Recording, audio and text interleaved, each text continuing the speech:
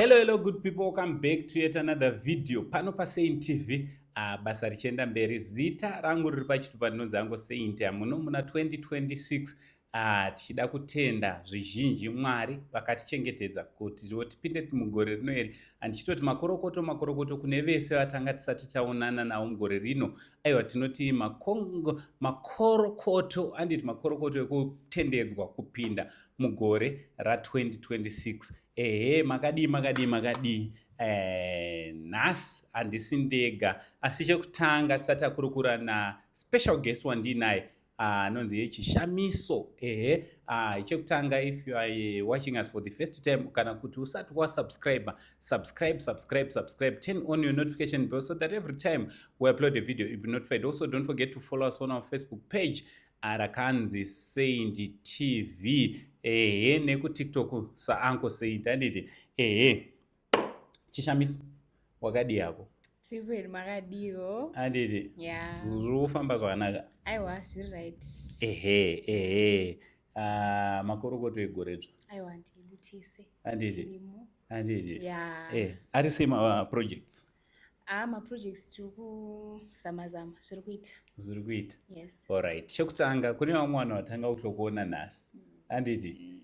But vanogona vachigara vachinzwa voice rako but vasingatoziva kuti ndiani munhu. And a lot of people pandoposta voice rako vanobvunza kuti ndiani. So maybe a good way yekuzviintroducer ndeyekumbovaimbira muchana. Donzwa kufara nekutenda Baba. Donzwa kufara nekutenda Baba. Donzwa kufara nekutenda Baba. Donzwa kufara nekutenda Baba. Aiwa, ndofunga mabva maziva but vane song yavanonyanyonzwa sereki ndeyekuti mweya chimbovaroira mbichana futi iyoyo. Mweya mutsve newako Mwari zvinogara muno mumba imba yako buruka iwo zvino nesimba uya mweya. Ndofunga mabva maziva towanzokashandisa kasongi kaka tunzive tochipostori twatinoshandisa tumasongs twachona tuzhinji twese twakaimbwa nachishamiso. Shami, timbodzoka pajeni yako, musical jeni yako kuti yatangira kupi ende wakaziva sei kuti unoimba? Alright. Musical jeni yangu yakatanga ndiri mudiki. Alright. Yeah, I used to sing ozvongotiwo mwana unotoona kuti mwana mama vanoti ndaiona kuti mwana ane potential yekutoimbawo.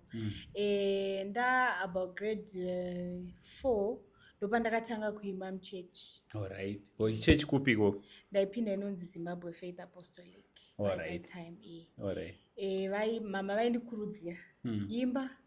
Ndoimba here ndavabvunza ndoimba here mama wati imba here mama wati imba. Chance yekutosvika imba. So ndopakatangira nyaya dzekuimba. Alright. Tikonyaya dzekurekodha uye warekodha music yakawanda sei so far? Vawashanda nawo ndevapi? Ndakambojoina this other group rinonzi Christ Worshipers but unfortunately rakazoparara nekuda kwekuti mumwe nemwe anga akuita life yake. Yeah. Takarekodha about 10 songs and ndakashaura 2 ipapo. Alright. And then ndakambomira ndada kuita zvekuimbawo kuchechi nekuimbawo pamatiktokuwo. Alright. And then pandandiri kuCape Town handinombozvifunga zvisi zvekurekodha until mazoonawo vhidhiyo rangu and then ndobva maya. Aiwa, apa ngatimbotaura tichiita seunge handisiri ndakaona. Wotaura kuti until urazoonekwawo nevamwe. Until urazoonekwa naUncle Saint. And then Uncle Saint ndobva vandiapproacha ndobva vati let's record Mweya Mutsvene. From there zvinoperera ipapo. All right. We recorded vana Tenzi Murigwayana. We also did Chikomo Cherunyararo. We also have a new song, by the way. We dropped it yesterday on YouTube. All right. Inonzi Ndofira Kutenda. All right. Featuring Wayne Fused, yes. All right. So, there are my producers washanda now so far. And tell me, how was your first experience kupinda studio? Nepa wakasangana na each and every producer washanda naye. All right. Patakarekodha Mweya Mutsvene and Tenzi Murigwayana, we're working with Makumbe Productions. All right. I don't want to lie. Makumbe made us very comfortable. Zvekuti handinotombotya kana kuita phobia yekupinda mustudio because akatigamuchira nerudo. And then on Chikomo Cherunyararo yakaitwa naTadex made it kuEternity. Tadex akatobeliever from the very first day raakangonzwa ndichingoshaura akatoti no, you're a star, you're a superstar. Saka yes, hazvinombondinetsa because all were very neni vaishanda neni zvakanaka. And then I also worked with Ghost Magician, one of the greatest people I've ever met. Anotokudza kuti unogona kana kuti watokanganisa apa zvinoita kuti uve comfortable paunenge uri mustudio uchiziva kuti uri kuenda so. Those guys havana kundijaja kuti anozviti anoimba but hapana zvaari kuita, vanondidzoreredzera most of the times. All right. Tichidaro. But muindustry mune machallenges akawanda. And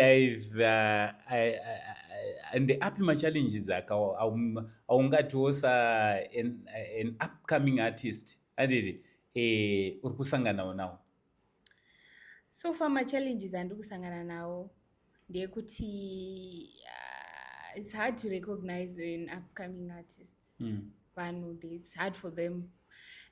Ndikufungoti handisi kunyatsotambirwa zvandaiexpecta kuti ndinokwanisa kutambirwawo. And also machallenges atiri kusangana nawo ndekuti you get my-promises from an artist, todototi tizoita song chichi, and then kana wakumutsvaga tonga singatokuziye. Ma-artist vagara varimo muindustry. Yeah. You mean kuti zvauri kureva ndezvekuti masangana atonzwa voice rako. Yes. Then obva atoti this is good. We have to do something together. Then the next thing otanga kublutikwa zvako. Yeah. Zvinotoitika here. Zviri kutoitika. It's the most painful thing because iye ndiye anenge akunzwa and ndiye anototi no, let's work on this and this, gadzira, wotogadzira utone excitement kuzoti munhu asitobati. Munhu haachatode kunzwa nezvazvo. But kune mamwe ma-artist awashanda nawo so far vangadaro vakakugamuchira. Ndevapi vaunoti ndakashanda naNingi ndikasangana na-artist vamwe hauna kushanda nawo but mashoko avo they were so much encouraging. All right, I've met Denzel. Akandimotivate. All right. Ndanda kuda kuita give up nenyaya yekuti zvinhu zvacho zvinenge zvisinganyatsobalance. But Denzel akandi-encourage and I'm hoping to work with him. All right. Because he's a great guy. And also I've worked with Tsungai Mutandwa, the Rugare Huya guy. Yeah, we did a project. All right. I know, very good guy. All right. Yeah. And also I've met the likes of Ananobet Makombe from Followers of Christ. Yeah. Vanhu vekuti vanotogamuchira ende vanotokusimudzira even on TikTok. They're always there on your page vachikusupport and all of that. Yes. All right. Yeah. I remember I once introduced, sorry, ndini manager wachona. Parikuitwa kuchizivano panapa. I once introduced you to Mambo Dutere, if you remember very well. Yes. These are the time when patikasangana naye ku Makumbe. And he says something which you said, yeah. Do you still remember?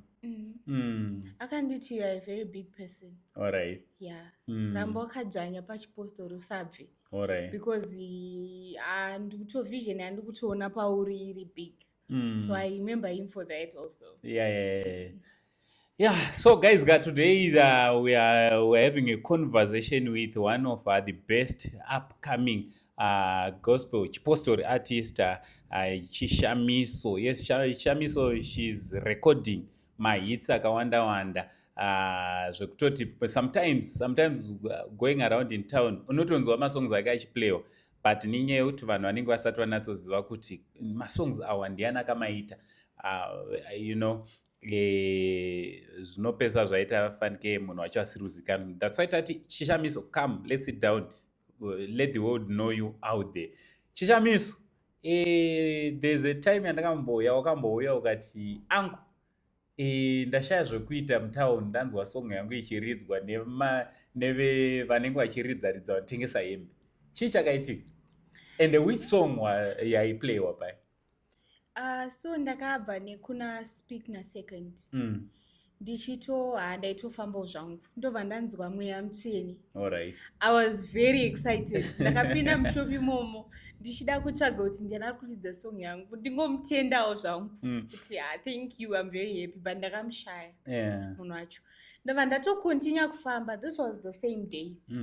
Ndasvika kusaidi rekujoina city kwekwe ndobva ndanzwa kuchiridzwa chikomo cherunyararo. Same day.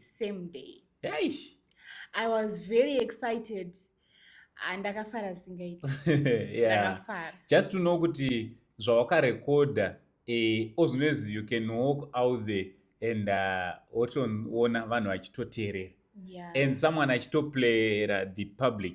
Because what I know is ukatanga kuridzwa nevanhu vemashops nevanhu vemaboutique, vanhu ukaenda kudowntown ukanzwa music yako zvoroti wapadhuze kana kuti wakutorira. Kune someone ari kuti 2026 I want to be, I want to start recording. What's your advice? Be consistent. In everything that you do. Ramba ukadzvanya.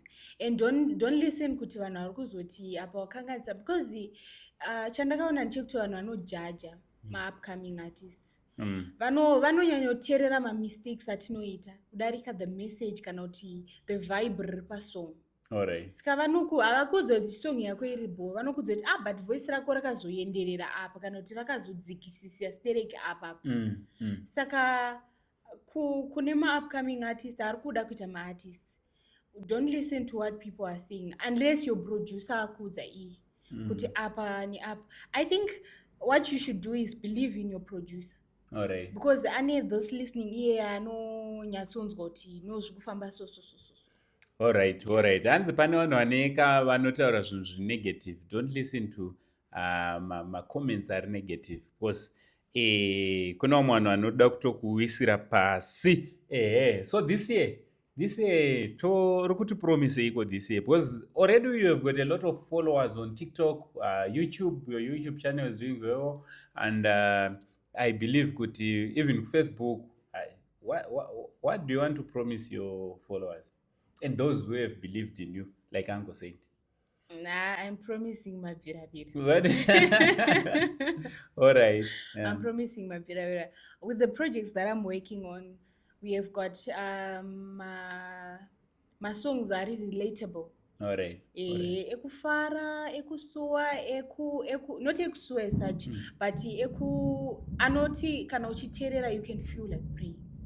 Yeah, we have got that song as well. All right. Kurudo. Because toezoti moimba dzechipostori hakuna chipostori rudo rwechipostori. We will try that. All right. Try kuona kuti tingatese on that. All right. Yes. All right. So guys, ndofunga muri kungozvinzwira. Chishamiso, kune vamwe vanhu vanoti toda kutofollowa Chishamiso, toda kutosubscribe.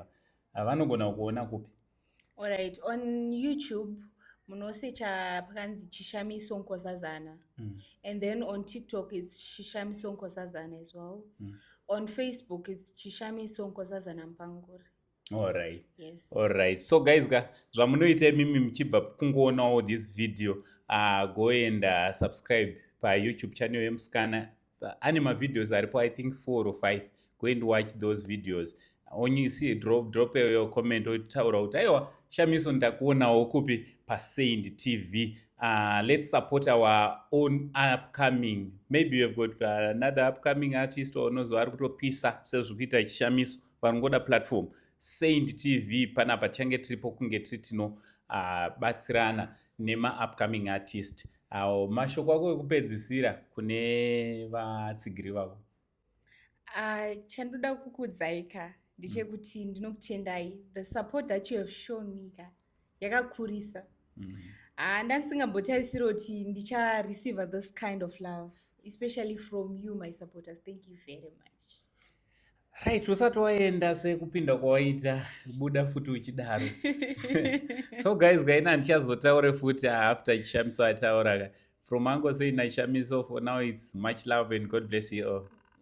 Chiriko chikomo cherunyararo, chiriko chikomo cherunyararo, chiriko chikomo cherunyararo, chiriko chikomo cherunyararo, vakange varipo narini, vakange varipo narini. Narinwe, narini, tinaye, narinwe, narinwe, tinaye.